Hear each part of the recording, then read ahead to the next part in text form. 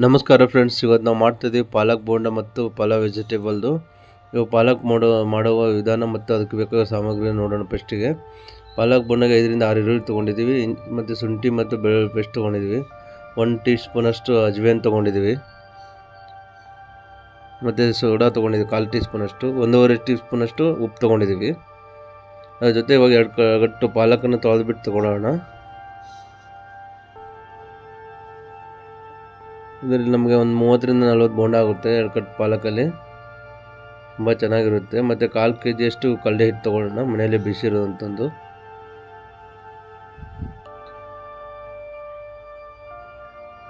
ಇವಾಗ ಕಲಸೋ ವಿಧಾನ ನೋಡೋಣ. ಈ ಪಾಲಕ್ ಕಟ್ ತೊಗೊಂಡಿದ್ದೀರ ಅದೇ ಪಾತ್ರೆಗೆ ನಾವೆಲ್ಲ ಈರುಳ್ಳಿ, ಮೆಣಸಿನ್ಕಾಯಿ ಒಂದು 6ರಿಂದ 7 ತೊಗೊಂಡಿದ್ದೀವಿ. ನೀವು ಖಾರ ಇನ್ನೂ ಸ್ವಲ್ಪ ಜಾಸ್ತಿ ಬೇಕಂದ್ರೆ ಜಾಸ್ತಿ ತೊಗೊಳ್ಳಿ, ಇಲ್ಲಾಂದರೆ ಕಡಿಮೆ ಬೇಕಾದ್ರೆ ಕಡಿಮೆ ತೊಗೊಳ್ಳಿ. ಮತ್ತು ಶುಂಠಿ ಬೆಳ್ಳುಳ್ಳಿ ಪೇಸ್ಟ್ ಕೂಡ ಹಾಕ್ತಾಯಿದ್ದೀವಿ. ಒಣಗಿರೋ ಖಾರ ಬೇಕಾದ್ರೆ ಹಾಕ್ಕೊಳ್ಳಿ ನೀವು, ಪುಡಿ ಖಾರ. ಇದು ಮೆಣಸಿನ್ಕಾಯಿ ಅಲ್ಲಲ್ಲಿ ಸಿಗುತ್ತೆ ಯಾವಾಗೊಂದು. ಚೆನ್ನಾಗಿ ಸ್ವಲ್ಪನೇ ನೀರು ಹಾಕಿದ್ರೆ ಚೆನ್ನಾಗಿ ಕಲಿಸ್ಬೇಕು. ಅದಕ್ಕೆ ಒಂದು ಸ್ವಲ್ಪನೇ ನೀರು ಹಾಕ್ಬಾರ್ದು, ಹಂಗೆ ಕಲಿಸ್ಬೇಕು.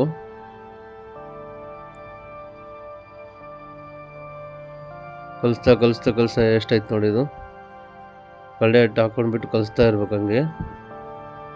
ಉಪ್ಪು ಕೂಡ ಮುಂಚೆನೇ ಹಾಕ್ಕೊಂಡಿದ್ದೀವಿ, ಆದ ಕಾರಣ ಬೇಗ ಇದಾಗುತ್ತೆ. ಪಾಲಕಲ್ಲಿ ನೀರಿನ ಅಂಶ ಜಾಸ್ತಿ ಇರುತ್ತಲ್ಲ, ಆದ ಕಾರಣ ನೀರು ಹಾಕೋ ಒಂದು ಅವಶ್ಯಕತೆ ಇರಲ್ಲ. ಈರುಳ್ಳಿ ಕೂಡ ನೀರು ಬಿಡ್ತಾ ಇರುತ್ತೆ. ಎಲ್ಲ ಕಲಸಾದ್ಮೇಲೆ ಒಂದು 5 ನಿಮಿಷ ಬಿಟ್ಬಿಟ್ಟು, ಇಲ್ಲ 10 ನಿಮಿಷ ಬಿಡಬೇಕು. 10 ನಿಮಿಷ ಬಿಟ್ಟು ನಾವು ಬೋಂಡ ಹಾಕೋಕ್ಕೆ ಸ್ಟಾರ್ಟ್ ಮಾಡಬೇಕು.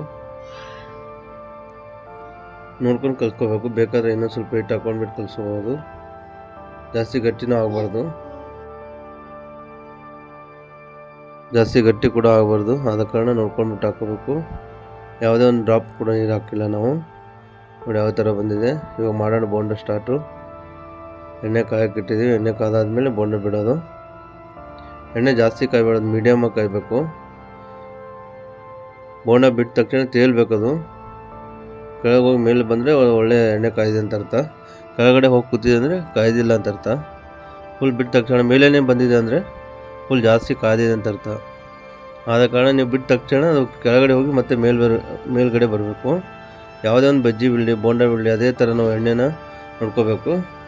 ಮೀಡಿಯಮಾಗಿ ತೇಲ್ಕೊಂಡು ಬೇಯ್ತಾ ಇದೆ ಅಂದರೆ ಅದು ಚೆನ್ನಾಗಿ ಎಣ್ಣೆ ಕಾಯ್ದಿದೆ ಅಂತ ಅರ್ಥ. ಜಾಸ್ತಿ ಕಾದರೆ ಫುಲ್ ತೇಲುತ್ತೆ, ಕೆಳಗಡೆ ಹೋಗಲ್ಲ. ಕೆಳಗಡೆ ಹೋಗಿ ಸ್ವಲ್ಪ ಕೆಳಗಡೆ ಮೇಲೆ ಬರಬೇಕು, ಆವಾಗ ಚೆನ್ನಾಗಿ ಎಣ್ಣೆ ಕಾಯ್ದಿದೆ ಅಂತ ಅರ್ಥ. ಇದನ್ನು ನೆನಪಲ್ಲಿ ಇಟ್ಕೊಂಡ್ರೆ ನಾವು ಯಾವುದೇ ಬಜ್ಜಿ ಬೋಂಡ ಎಲ್ಲ ಸರಳವಾಗಿ ಮಾಡ್ಕೋಬೋದು. ನೋಡಿ ಯಾವ ಥರ ಮಾಡ್ತಾಯಿದ್ದೀವಿ ನಾವು ಪಾಲಕ್ ಬೋಂಡನ. ತುಂಬ ಸೂಪರಾಗಿ ಬರ್ತಿದೆ. ನೀವು ಈ ಥರ ಮನೇಲಿ ಟ್ರೈ ಮಾಡಿ. ಈಗ ಚಳಿಗೆ ತುಂಬ ಜನ ಇಷ್ಟಪಡ್ತಾರೆ. ನೀವು ಒಂದೇ ಕಟ್ ಪಾಲಕ್ ತೊಗೊಳ್ಬೇಕಾದ್ರೆ ಮಾಡ್ಬೋದು. ಪಾಲಕ್ ಬೋಂಡ ತುಂಬ ಚೆನ್ನಾಗಿ ಬರುತ್ತೆ. ನೀವು ಈ ಥರ ಮನೇಲಿ ಟ್ರೈ ಮಾಡಿ ನೋಡಿ ನಮ್ದು ಯಾವ ಥರ ಬರ್ತಾಯಿದೆ ಅಂತ. ತುಂಬ ಸಿಂಪಲ್ ಆಗಿ ಮಾಡ್ಬೋದು. ಒಂದೇ ಕಟ್ ಪಾಲಕಲ್ಲೂ ಮಾಡ್ಬೋದು. 3 ಜನ ತಿನ್ಬೋದು ಒಂದೇ ಕಟ್ ಪಾಲಕಲ್ಲಿ. ನೋಡಿ ಯಾವ ಥರ ಬೈತದೆ ತಿಳ್ಕೊಂಡೆ. ನೀವು ಈ ಥರ ಮನೇಲಿ ಟ್ರೈ ಮಾಡಿ, ಮತ್ತು ನಮಗೆ ಕಮೆಂಟ್ ಹಾಕಿ ಯಾವ ಥರ ಬಂತಂತ. ಚೆನ್ನಾಗಿ ಬೈದಿದೆ. ನಾವು ತೆಗಿತಾ ಇದ್ದೀವಿ ಇವಾಗ. ನೋಡಿ ಯಾವ ಥರ ಕಲರ್ ಬಂತು. ಇನ್ನೂ ಸ್ವಲ್ಪ ಬೇಕಾದರೆ ಬೈಸ್ಕೊಳ್ಳಿ ನೀವು, ಕಲರಲ್ಲಿ ಚೆನ್ನಾಗಿ ಬರುತ್ತೆ. ಸಾಕು, ಚೆನ್ನಾಗಿ ಬೈದಿದೆ ಅಂತ ನಾವು ತೆಗಿತಾ ಇದ್ದೀವಿ.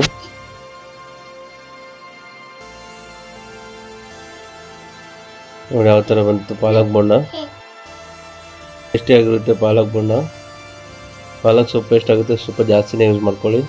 ಈರುಳ್ಳಿ ಕಡಿಮೆನೇ ಯೂಸ್ ಮಾಡ್ಕೋಬೇಕು. ಯಾವ ಥರ ಬಂತು. ಇವಾಗ ವೆಜಿಟೇಬಲ್ ಪಲಾವ್ ಮಾಡೋದು ನೋಡೋಣ. ವೆಜಿಟೇಬಲ್ ಪಲಾವ್ ತುಂಬ ಸುಲಭವಾಗಿ ಮಾಡ್ಬೋದು. ತುಂಬ ಹುಡುಗರೆಲ್ಲ ಇಷ್ಟಪಡ್ತಾರೆ. ಆರೋಗ್ಯಕ್ಕೂ ತುಂಬ ಒಳ್ಳೆಯದಿದು.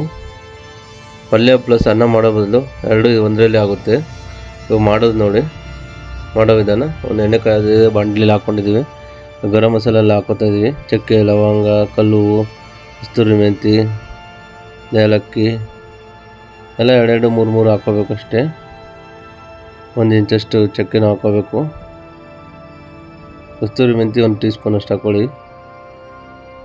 ಲವಂಗ 4ರಿಂದ 5 ಹಾಕ್ಕೋಬೇಕು. ಚೆನ್ನಾಗಿ ಇದಾಗಿದೆ. ಈರುಳ್ಳಿ ಹಾಕ್ಕೊಳ್ತಾ ಇದ್ದೀನಿ.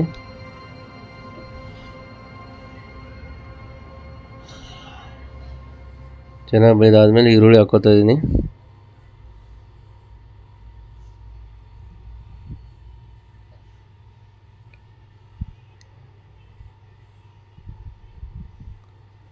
ಪಲ್ಯ ಒಂದು ಸಾಂಬಾರು ಒಂದು ಅದು ಮಾಡೋದು, ಈ ಪಲಾವ್ ವೆಜಿಟೇಬಲ್ ಪಲಾವ್ ಮಾಡೋದಂತೆ ಎಲ್ಲ ಒಂದರಲ್ಲೇ ಸಿಗ್ಬಿಡುತ್ತೆ. ಆಮೇಲೆ ಈಜಿ ಕೂಡ ಇದೆ, ಇದು ತುಂಬ ಸುಲಭವಾಗಿ ಮಾಡ್ಬೋದು. ಇವಾಗ ರುಬ್ಬಿರೋ ಮಸಾಲೆ ಶುಂಠಿ ಬೆಳ್ಳುಳ್ಳಿ ಪೇಸ್ಟ್ ಹಾಕ್ಕೊಂಡಿದ್ದೀವಿ. ಮತ್ತು ಮೆಣಸಿನ್ಕಾಯಿ 4ರಿಂದ 5 ಹಾಕ್ಕೊಂಡಿದ್ದೀವಿ. ನಾವು 1.5 ಗ್ಲಾಸಿಗೆ ಮಾಡ್ತಾಯಿದ್ದೀವಿ ಪಲಾವು. 1.5 ಗ್ಲಾಸಿಗೆ ನೀವು 3 ಮೇಲೆ ಒಂದು 1/4 ಗ್ಲಾಸಷ್ಟು ನೀರು ತೊಗೋಬೇಕು. ಇವಾಗ ವೆಜಿಟೇಬಲ್ ಹಾಕಿಸ್ತಾ ಇದ್ದೀವಿ. ವೆಜಿಟೇಬಲ್ ಬಂದು ಆಲೂಗಡ್ಡೆ, ಬೀನ್ಸು ಮತ್ತು ಬಟಾಣಿ 4 ಐಟಮ್ ಹಾಕ್ಕೋತಾ ಇದ್ದೀನಿ. ನೀವು ಬೇಕಾದ್ರೆ ಬೀಟ್ರೂಟ್ ಹಾಕ್ಕೊಳ್ಳಿ, ಮತ್ತು ನವಿಲು ಕೋಸು ಬೇಕಾದ್ರೆ ಹಾಕ್ಕೋಬೋದು. ನಾವು ನಾರ್ಮಲ್ ಇರೋ ಅಕ್ಕಿನ ಸ್ಟೀಮ್ ರೈಸ್ನ ಯೂಸ್ ಮಾಡ್ತಾಯಿದ್ದೀವಿ. ನೀವು ಬೇಕಾದ್ರೆ ಬಾಸುಮತಿಯಲ್ಲಿ ಮಾಡಬೇಕಾದ್ರೆ 1.5 ಗ್ಲಾಸಿಗೆ 2 ಗ್ಲಾಸ್ ನೀರು ಸಾಕು. 1.5 ಗ್ಲಾಸಿಗೆ ಅಕ್ಕಿಗೆ 2 ಗ್ಲಾಸ್ ನೀರು ಸಾಕಾಗುತ್ತೆ ಬಾಸುಮತಿ ಮಾಡಿದರೆ. ಈ ಪೇಸ್ಟ್ ಎಲ್ಲ ಚೆನ್ನಾಗಿ ಬೇಯ್ದಾದ್ಮೇಲೆ ನಾವು ನೀರು ಹಾಕ್ಕೊಳ್ಳೋಣ. ಇದಕ್ಕೆ ಸ್ವಲ್ಪ 1/4 ಟೀ ಸ್ಪೂನ್ ಅಷ್ಟು ಅರಿಶಿಣ ಬೇಕಾಗುತ್ತೆ. ಇದಕ್ಕೆ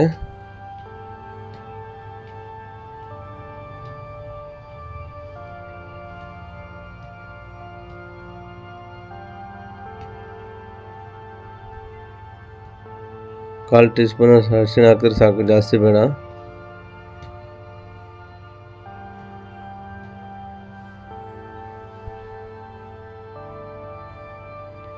ಉಪ್ಪು ಬಂದು 2 ಟೀ ಸ್ಪೂನ್ ಸಾಕು.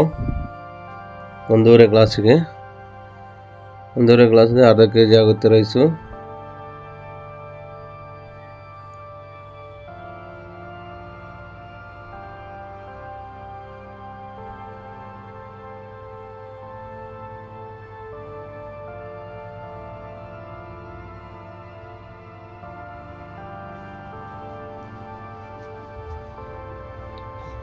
ಚೆನ್ನಾಗಿ ಬೇಯ್ದಾದ್ಮೇಲೆ ನೀರು ಹಾಕ್ಕೊಳ್ಳೋಣ ಇವಾಗ.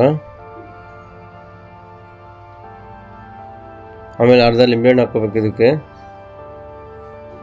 ಲಿಂಬೆಹಣ್ಣು ಹಾಕೋದ್ರಿಂದ ತುಂಬ ಚೆನ್ನಾಗಿ ಬರುತ್ತೆ ಟೇಸ್ಟ್ ಎಲ್ಲ. ನೀರು ಬಂದು 1/4 ಗ್ಲಾಸ್ ಅಷ್ಟು, 3 ಗ್ಲಾಸ್ ಹಾಕ್ಬಿಟ್ಟು 1/4 ಗ್ಲಾಸ್ ಹಾಕೋಬೇಕು.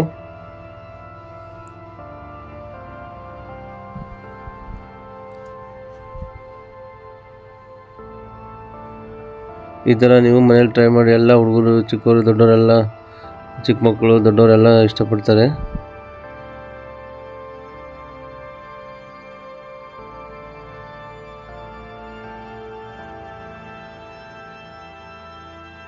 ನಾವು ಕೂಡ ಟ್ರೈ ಮಾಡಿದ್ವಲ್ಲ, ತುಂಬ ಚೆನ್ನಾಗಿ ಬಂತು. ಇವಾಗ ರೈಸ್ ಹಾಕ್ಕೊಳ್ಳೋಣ.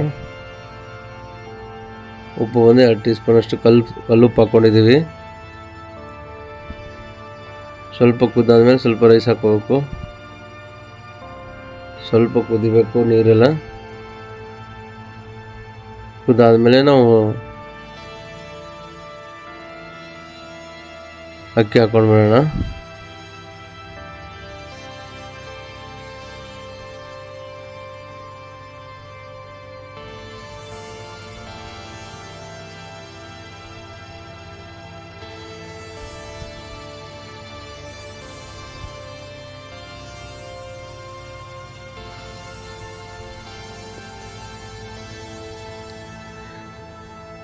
ತುಂಬ ಸುಲಭವಾಗಿ ವೆಜಿಟೇಬಲ್ ಪಲಾವ್ ಮಾಡ್ಕೊಬೋದು ನಾವು.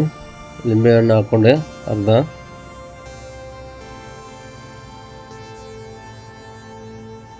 ಈ ಸ್ಟೆಪ್ಪಲ್ಲಿ ಮಾಡಿದ್ರೆ ನಿಮಗೆ ತುಂಬ ಸುಲಭವಾಗಿ ತುಂಬ ಇದರ ಈಸಿಯಾಗಿ ಕೂಡ ಮಾಡ್ಬೋದು.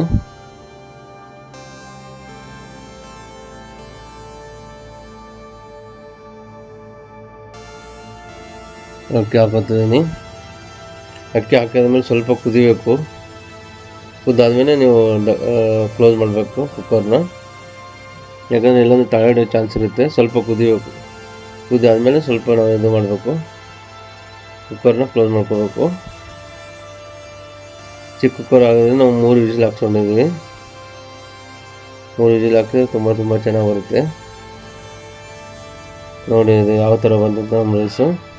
ವಿಜಿಲ್ ಹಾಕಿದ್ಮೇಲೆ ಫುಲ್ ಏರ್ ಔಟ್ ಆಗಬೇಕು. ಏರ್ ಔಟ್ ಆದಮೇಲೆ ಓಪನ್ ಮಾಡಿ, ಇಲ್ಲಾಂದರೆ ಪ್ರಾಬ್ಲಮ್ ಆಗಿಬಿಡುತ್ತೆ. ಯಾವ ಥರ ಬಂದು ಪಲಾವು ತುಂಬ ಅಗಲಗಳಾಗಿ ಉದುರಾಗಿ ತುಂಬ ಚೆನ್ನಾಗಿ ಬಂತು.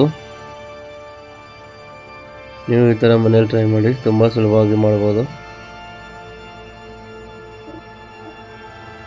ಎಲ್ಲರಿಗೂ ಧನ್ಯವಾದಗಳು. ನಮ್ಮ ಚಾನಲ್ನ ಸಬ್ಸ್ಕ್ರೈಬ್ ಮಾಡಿ, ಶೇರ್ ಮಾಡಿ ಮತ್ತು ಲೈಕ್ ಮಾಡಿ. ಜೈ ಹಿಂದ್, ಜೈ ಕರ್ನಾಟಕ.